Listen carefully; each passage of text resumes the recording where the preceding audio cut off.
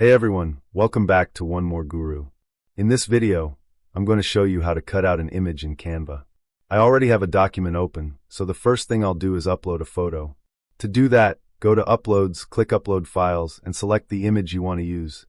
In this case, I'm choosing a picture of a cat.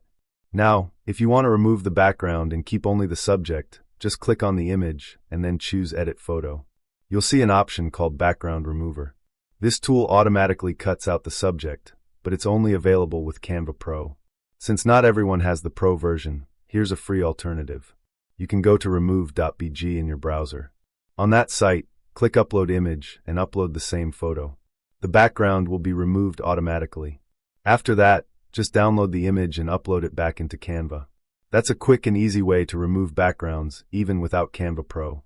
Thanks for watching One More Guru. Don't forget to like and subscribe, and I'll see you in the next video.